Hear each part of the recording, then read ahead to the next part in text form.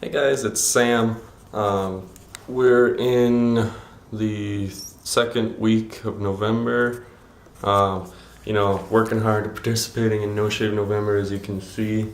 Getting the big old scruff going. No, not at all. I can't grow facial hair.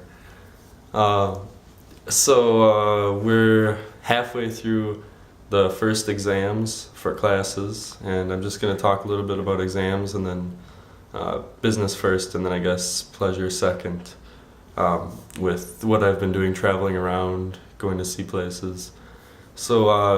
Business first, classes. Classes are about the same as in the US in Platteville.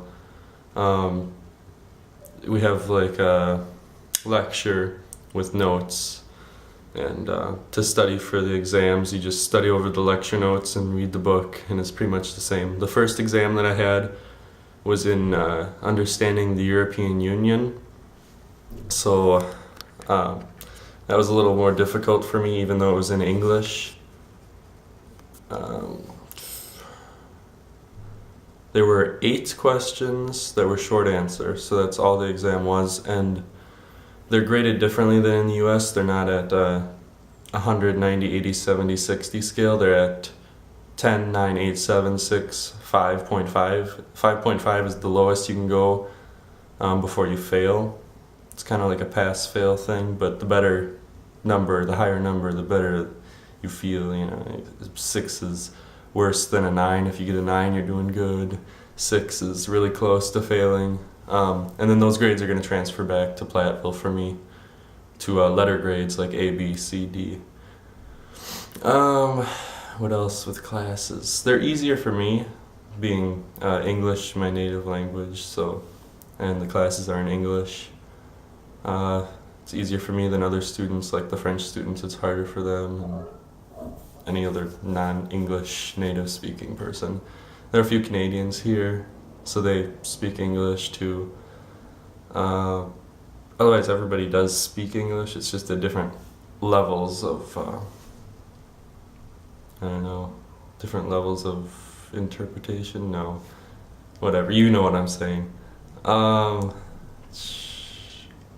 Let's go to talk about the pleasure stuff. I've went to Amsterdam, I think 2 or 3 times. It's a nice place. It sucks though, because it rains a lot in the Netherlands, so you have to bring an umbrella or a raincoat everywhere you go. I went to Rotterdam in the Netherlands. That's the second largest port in the world, the largest port in Europe, I believe, shipping port. And we went into the Euromast, the tall 200 meters, I think it is, in the air. You go up, a nice skyline view. I visited a friend in Frankfurt, Cayenne. I visited her. Sorry about pronouncing your name bad. I always do that. I learned Cayenne, so I can't ever get Cayenne out the first time. So I visited her in Frankfurt, rented a car, a BMW 1ER, I think it was called. And there's a inline 6 with a turbocharger, manual, so I had fun doing that. Went to the Nürburgring in Germany. It's a racetrack. If you don't know it, look it up. And 13 miles long, I believe. And it's just twists and turns. I don't know how many turns, 60 some maybe. Turns in the whole track. And watched a race. I mean, we only watched a little portion of it because you can't like see a car throughout the whole track unless you're watching it on TV or something. But yeah, visited Frankfurt, and then her town that she stays in, Heidelberg, Germany. Where else did I go? I think I went to Rotterdam with I went to Brussels, that's what it was. I went to Rotterdam with the kids at the campus here, some French students and some Latvians. And I went to Brussels in Belgium with Sarah and Katie from UW Platteville that are studying in Windesheim in Zwolle, next town over in the Netherlands. So we went to Brussels That was fun. I'm gonna go to Brussels again at the end of this week. I think it's the 11th today, November 11th. So the 14th and 15th, I think, is when we go to Brussels. We're gonna tour the European Union there, because that's where it's headquartered, I guess you could call it. That's where its base is. The European Commission, I think we're going to go to a little bit, and the Council, and we're going to meet with somebody from the permanent representation of France. So that's some pretty cool stuff, and I learned all that through understanding the European Union here in class. So that's pretty exciting. The European Union is pretty much like the U.S.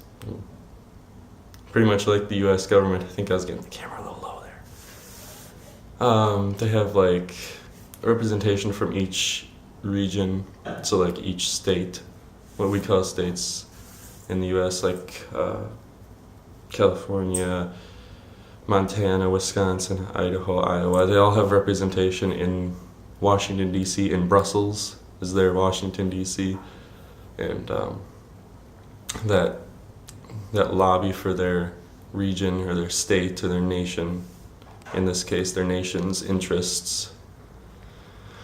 And yeah, I like it here. It's nice. If you come to the Netherlands, you're definitely not coming for the weather. Today is the best day so far. Right now it is sunny and beautiful outside. It's just awesome. Before it was raining though, because you can see the rain on the window. So it was like raining this morning, now it's sunny, and then it started to rain a little bit and now it's sunny again. So you don't come to the Netherlands for the weather, I would say. That's not something you would come for. If you come to the Netherlands, you would come for the integration, the diversity.